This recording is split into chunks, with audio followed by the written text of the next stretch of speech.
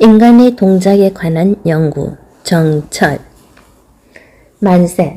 만세를 외칠 때 두 손을 올리는 동작과 강도를 만났을 때 두 손을 올리는 동작은 같다. 만세를 외칠 땐 힘차게 두 손을 축혀 올리되 너무 오랫동안 손을 들고 웃고 있지는 마라. 강도가 다가와 손 내리지 마 하며 너희의 기쁨을 훔쳐가 버릴지도 모른다. 윙커. 한쪽 눈을 감고 누군가를 유혹하는 동작과 한쪽 눈을 감고 다른 한쪽 눈의 시력을 검사받는 동작은 같다. 아무에게나 너무 쉽게 자주 윙크하지 마라.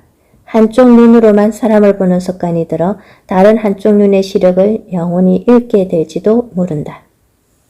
악수. 두 사람이 악수하는 동작과 팔씨름할 때 두 손을 맞잡는 동작은 같다. 반가울 땐 먼저 손을 내밀어 악수를 청하되 손아귀에 너무 큰 힘을 주지는 마라. 자신의 힘을 과시하고자 하는 권위적이고 고압적인 악수는 팔씨름으로 이어질지도 모른다. 안녕. 만날 때 반가워 손을 흔드는 동작과 헤어질 때 아쉬워 손을 흔드는 동작은 같다. 만날 때와 헤어질 때가 한결같아야 한다는 뜻이다. 헤어질 때 다시는 안 볼 것처럼 싸늘한 표정으로 돌아서는 사람은 얼마 안 가 헤어질 사람 하나 없을지도 모른다. 경제가 어려울 땐 술을 끊으세요, 담배를 끊으세요, 커피를 끊으세요, 신문을 끊으세요, 전화를 끊으세요, TV를 끊으세요, 인터넷을 끊으세요, 영화를 끊으세요, 택시를 끊으세요, 쇼핑을 끊으세요. 끊고 다 끊으세요. 하지만 사람은 끊지 마세요. 사람을 끊으면 사랑도 끊어지니까요. 사랑이 끊어지면 희망도 끊어지니까요. 만약 사람을 끊어야 좋아지는 경제라면 차라리 경제를 끊으세요. 권투가 인생에게. 권투는 외로운 게임. 비상구 없는 네모난 공간 위에 두 사람만 덩그러니 놓여있는 외로운 게임. 마우스피스를 입에 물고 있어 이제 그만하자고 말할 수도 없는 지독하게 외로운 게임. 외로움을 이기는 유일한 방법은 상대를 껴안는 것. 주먹을 날려 상대를 쓰러뜨리는 것이 아니라 가슴을 던져 상대를 껴안는 것. 상대를 쓰러뜨리면 혼자 남게 되니까 더 외로워지니까. 발바닥에 가르침. 발바닥은 폭이 좁다. 남을 받고 올랐으면 내가 추락한다. 동태의 기억력. 동태에게 명태 시절의 기억을 물으면 한마디 대답도 하지 못한다. 그렇다고 동태의 머리를 툭툭 치며 한심하다고 야단치지 마라. 기억을 되살려 준다며 동해로 질질 끌고 가지도 마라. 동태는 기억이 안 나서 대답을 못하는 게 아니라 입이 얼어서 대답을 못하는 거니까. 말 없는 사람을 만나면 혹시 내가 그의 입을 얼게 하지 않았는지 생각해 볼 일이다. 모기의 무게. 모기가 저울 위에 앉으면 저울은 아는 척도 하지 않는다. 저울에게 모기의 무게는 없는 것이나 다름없다. 그러나 모기가 엿기 위에 앉으면 얘기가 달라진다. 천하의 장미란도 엿개의 무게에 대해진 모기의 무게에 부담을 느끼지 않을 수 없다. 무게란 그런 것이다. 짐이란 그런 것이다. 나라는 짐은 누구를 짓누르고 있는지 내려다보라. 혹시 이 책이 지루하세요? 고개를 끄덕이셨다면 이쯤에서 책을 덮으세요. 책이 안쓰러워 억지로 끝까지 읽는다면 책은 더 큰 상처를 입고 펑펑 울지도 모릅니다. 억지로는 별여가 아닙니다. 책에게도 사람에게도. 하나님의 깊은 뜻.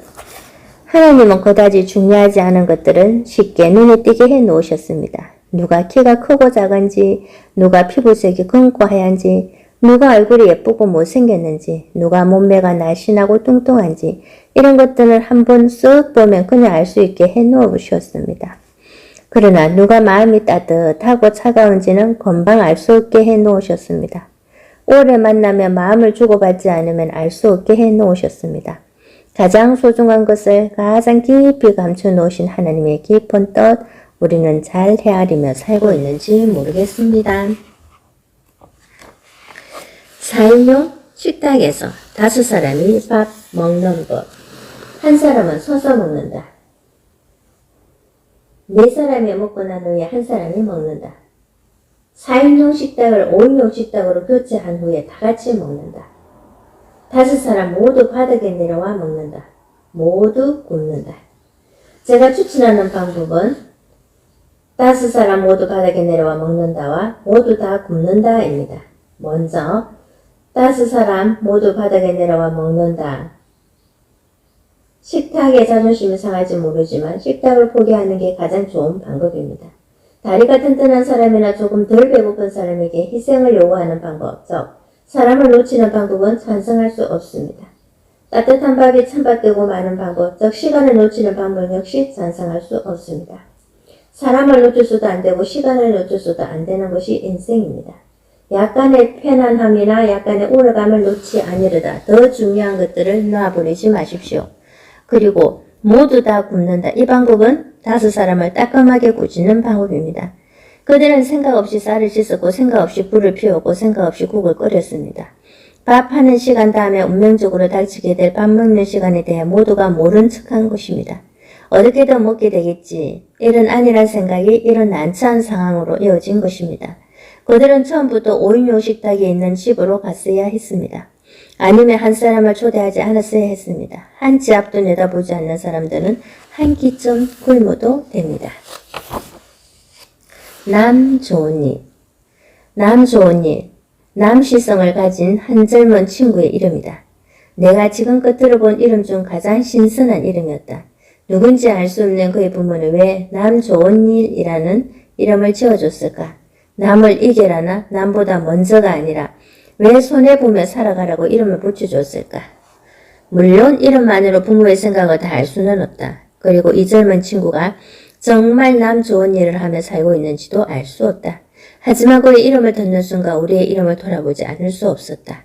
크게 묶어보면 우리의 이름은 다음 넷 중 하나다. 나만 좋은 일, 내 가족만 좋은 일, 우리 동네만 좋은 일, 우리나라만 좋은 일.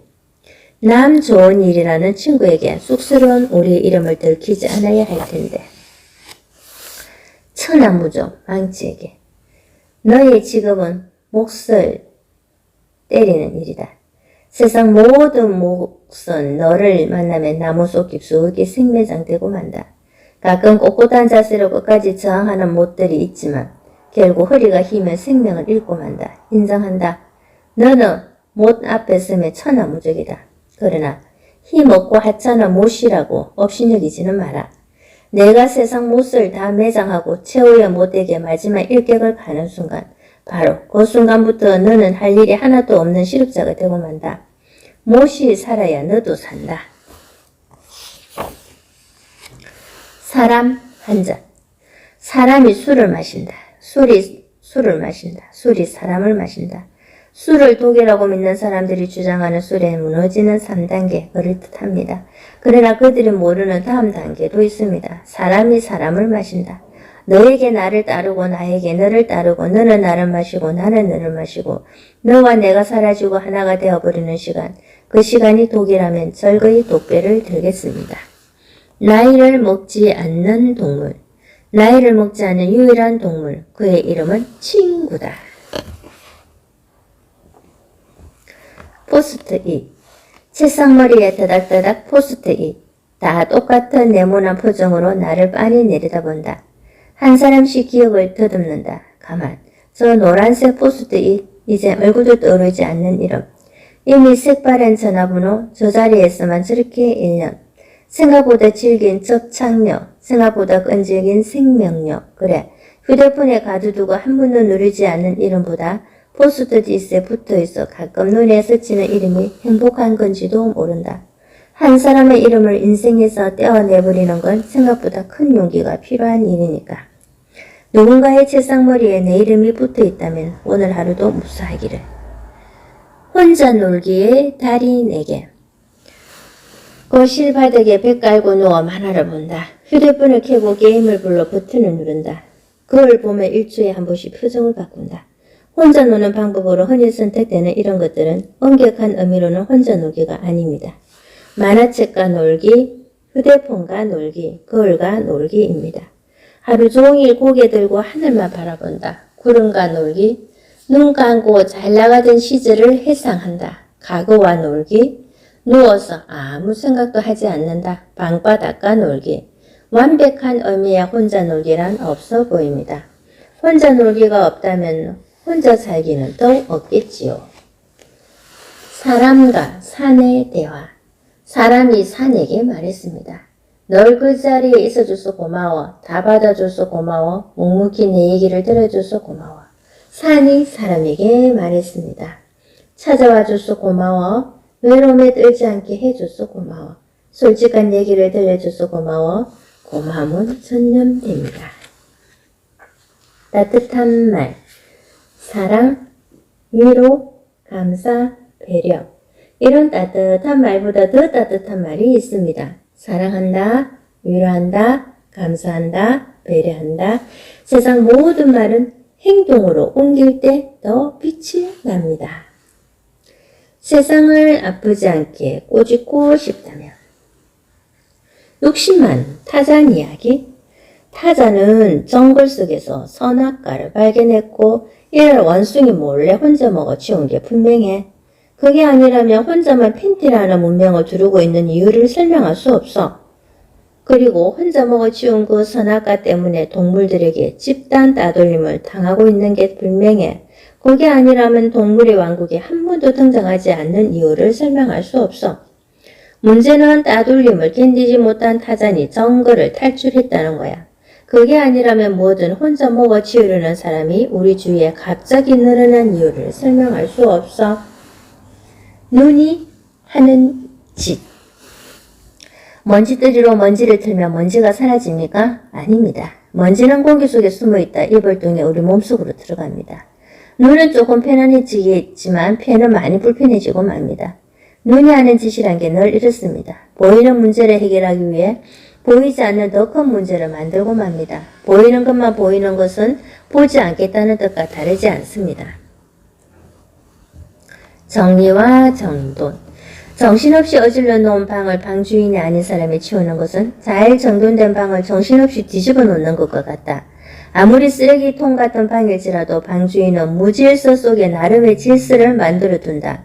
당신의 눈에 그 질서가 보이지 않는다 해서 그것을 무질서라 결론 짓는 것은 정말 무질서한 생각이다. 남의 방 함부로 정돈해주지 말고 남의 생각 함부로 정리해주지 마라. 행복을 파는 가게. 꼭 가게 이름 하나 지어드릴까요? 행복을 파는 가게 어떠세요? 쌀 가게 이름 하나 지어드릴까요? 행복을 파는 가게 어떠세요? 책 가게 이름 하나 지어드릴까요? 행복을 파는 가게 어떠세요? 은행 이름도 하나 지어드릴까요? 죄송합니다만 자신이 없네요. 죄와 벌. 총을 든 강도에게 벌을 주려면 총을 처음 만들어낸 발명가. 총을 만든 무기 제조업자와 그 총을 강도에게 지어준 무기 판매사. 강도에게 담을 넘는 기술을 가르쳐준 고등학교 체육 선생님. 강도 잡을 시간에 시위 진압 훈련만 한 경찰을 모두 찾아 함께 벌을 줘야 합니다. 뺑소니 운전자에게 벌을 주려면 그 차를 만든 자동차 공장 공장장. 차에 기름을 채워준 주유소 아르바이트 직원. 그가 뺑소니 칠 때 달리던 길을 닦은 도로공사 사장. 그에게 인생을 잘못 가르친 초등학교 담임선생님과 교장선생님을 모두 찾아 함께 벌을 줘야 합니다. 빵을 훔친 아이에게 벌을 주려면 그의 배고픔을 달래주지 못한 사람들을 모두 찾아 함께 벌을 줘야 합니다. 함께 벌을 줄 사람을 찾을 수 없는 죄에만 사형이라는 최후의 벌을 내려야 합니다. 그런데 함께 벌 줄 사람을 찾을 수 없는 죄를 보신 적 있습니까? 행복의 반대말. 행복의 반대말은 불행이 아니라 불만이다. 행복, 복된 좋은 운수. 생활에서 충분한 만족과 기쁨을 느끼어 허무함 또는 그러한 상태. 행복의 반대말은 불행이 아니라 불만이다. 행복의 반대말은 불행이 아니라 불만이다. 날개와 욕심. 날개가 작아 보인다. 날개를 키우려 많이 먹는다. 몸이 불어 날지 못한다. 먹지 않고 살을 뺀다. 날개절 힘도 같이 빠진다. 한밤도 날아오를 수 없다. 적당히 먹기 시작한다. 몸이 원래 상태로 돌아온다. 가뿐하다. 단숨에 벽 위를 날아갈 것 같다. 그런데 다시 날개가 조금 작아 보인다. 새 대가리. 마음 감옥. 몸이 지은 죄보다 마음이 지은 죄가 더 많아. 그런데 왜 몸만 감옥에 가두는 걸까? 왜 마음 감옥은 없는 걸까? 다름을 만났을 때 파리에겐 꽃보다 똥이 향기롭다. 왜냐고 묻지 마라. 그게 파리다. 파리는 똥보다 꽃이 향기롭다고 주장하는 우리에게 아무것도 묻지 않는다. 말하지 마세요. 선풍기는 시원하다고 말하지 마세요. 늘 땀 흘려 날개를 돌려야 하는 선풍기가 시원할까요? 선풍기 덕분에 우리가 시원한 것이지요. 침대는 편안하다고 말하지 마세요. 늘 사람의 무게에 주눅드는 침대가 편안할까요? 침대 덕분에 우리가 편안한 것이지요. 개그맨은 재미있다고 말하지 마세요. 늘 편집의 공포에 시달리는 개그맨이 재미있을까요? 개그맨 덕분에 우리가 재미있는 것이지요. 그러니까 어머니는 따뜻하다고도 말하지 마세요. 세상 속의 불행. 세상 속의 새를 불행하게 만드는 가장 쉬운 방법은 자유를 설명해 주는 것이다. 세상 문은 그대로 닫아둔 채. 바다 이야기. 바다는 갈매기가 자신에게 하루에도 수백 번씩 키스를 한다고 믿는다.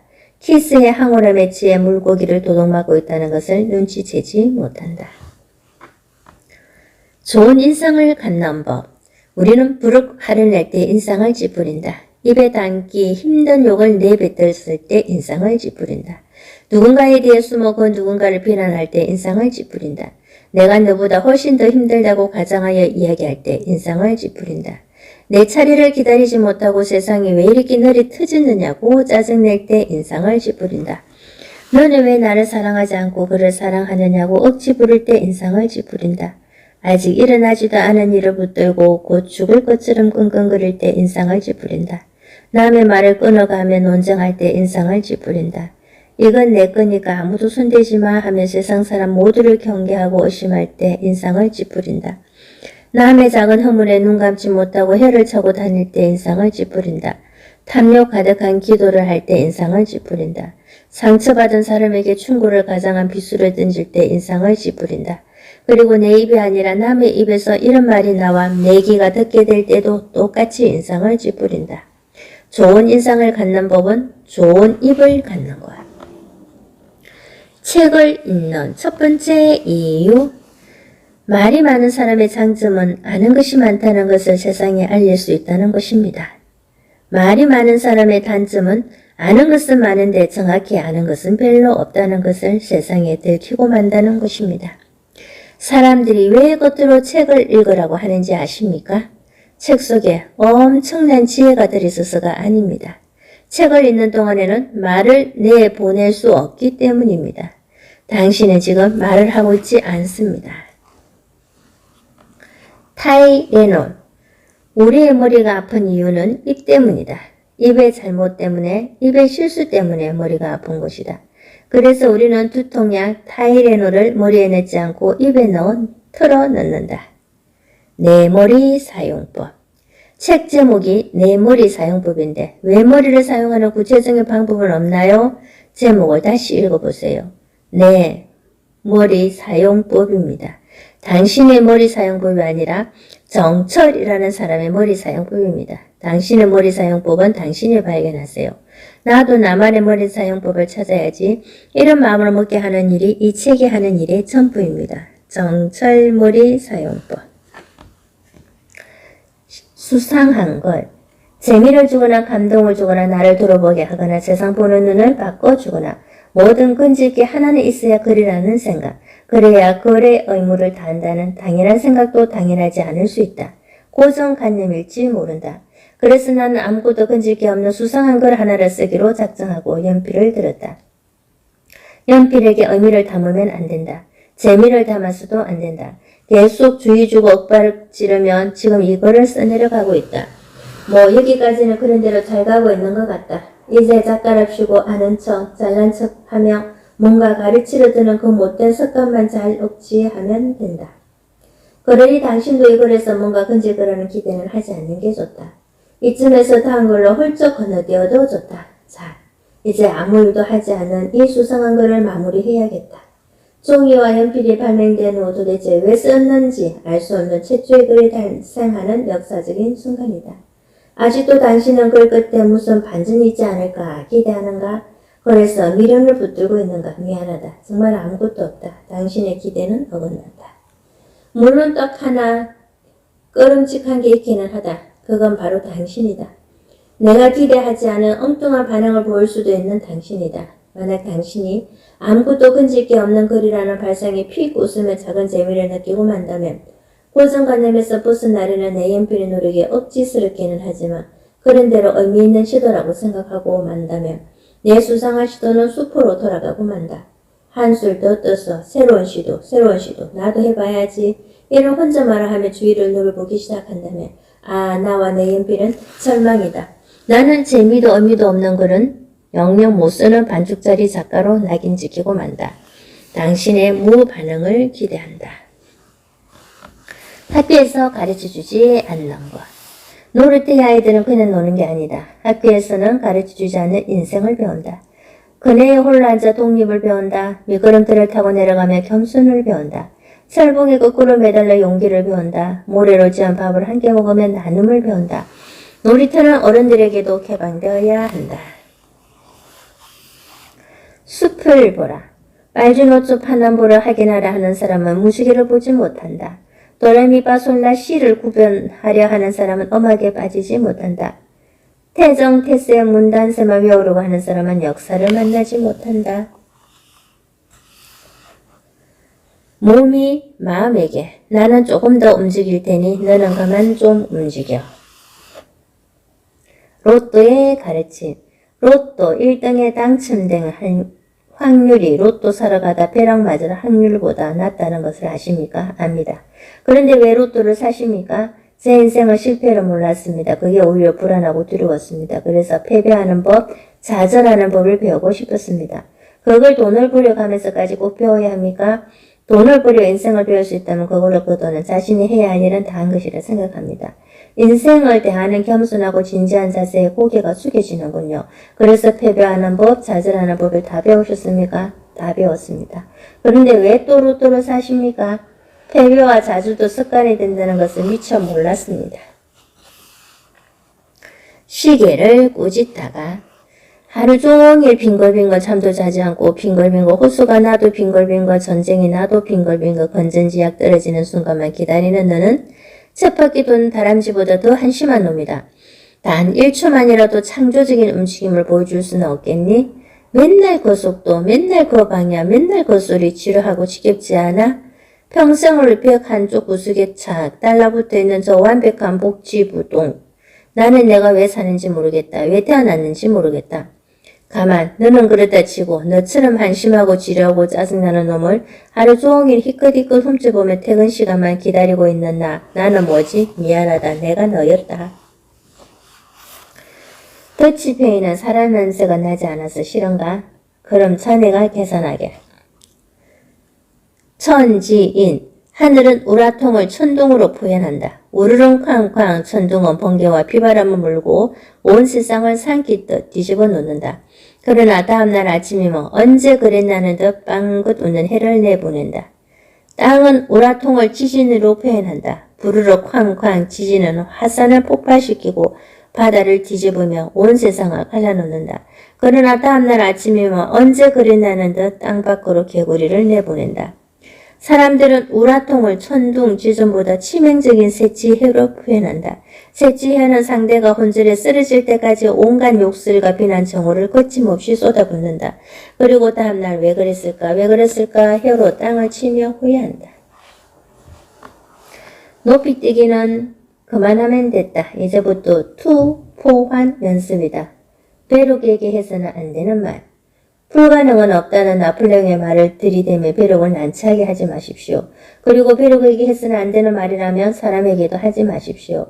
세상엔 불가능을 가능으로 만든 사람보다 나폴레옹을 흉내내다 쓰러진 사람이 훨씬 많습니다. 이혼하는 사람들을 위한 변명. 이혼으로 갈라서는 사람들을 조사해 보았습니다. 놀라울 정도로 뚜렷한 공통점을 발견했습니다. 성격 문제 아니었습니다. 경제 문제 아니었습니다. 자녀 문제 아니었습니다. 그들의 공통점은 결혼을 했다는 것이었습니다. 문제는 결혼이 만듭니다. 이혼만 야단치지 마십시오. 축구를 잘하는 방법. 나보다 잘 뛰는 사람에게 육상을 권한다. 나보다 발목 힘이 좋은 사람에게 킥복싱을 권한다. 나보다 높이 뛰는 사람에게 농구를 권한다. 나보다 유연성이 좋은 사람에게 체조를 권한다. 그들 모두가 그라운드에서 사라진다. 이제 나보다 축구를 잘하는 사람은 없다. 그러나 얼마 후 이 글의 제목은 축구를 안 하는 방법으로 바뀐다. 끝까지 가봤더니 죽으라 공부시켜서 턱 먹고 보내지. 그래서 보내면 축하 인사 받지. 그래서 받으면 우쭐해지지. 그래서 우쭐해지면 더 죽으라 시켜야겠다는 다짐을 하지. 그래서 하면 서울대 보내지. 그래서 보내면 축하 인사 받지. 그래서 받으면 출세길이 열리지. 그래서 열리면 좋은 직장 잡지. 그래서 잡으면 예쁜 신부 똑똑한 신랑 얻지. 그래서 얻으면 머리 좋고 예쁜 아이 낳지. 그래서 낳으면 공부시키지. 그래? 결국 공부시키기 위해서 공부시키는 거였구나. 끝까지 가봤더니 아무것도 없구나. 환상적인 회사 이야기. 툭하면 야근하라고 합니다. 툭하면 휴가 반납하라고 합니다. 툭하면 보너스 삭감한다고 합니다. 툭하면 구조조정 얘기가 돕니다. 당신의 회사 이야기 맞나요? 크게 다르지 않다면 회사에 불만이 많으시겠군요. 다행입니다. 정말 다행입니다. 당신의 회사가 불만 하나 없을 만큼 환상적인 회사였다고 상상해보세요. 상상만 해도 끔찍한 일입니다. 그런 환상적인 회사에서 환상적이지 않은 당신을 뽑을 리가 없었을 테니까요. 지금도 당신은 툭하면 이로스를 쓰고 계실 테니까요. 환상적인 회사는 환상 속에만 있습니다. 썩지 않기. 땀에는 소금기가 있다. 그래서 땀은 썩지 않는다. 그래서 땀을 흘리는 사람은 썩지 않는다. 그러나 남이 흘린 땀을 가로치르고 침만 흘리는 사람은 결국 썩고 만다. 침에는 소금기가 없다. 그들만의 리거. 낮은 바람은 하늘의 높이를 알지 못한다. 짠 물결은 바다의 깊이를 알지 못한다. 그래서 낮은 바람은 널 짠 물결하고 논다. 하늘 끝과 바다 끝을 논하며 논다. 수건 출신의 성직자.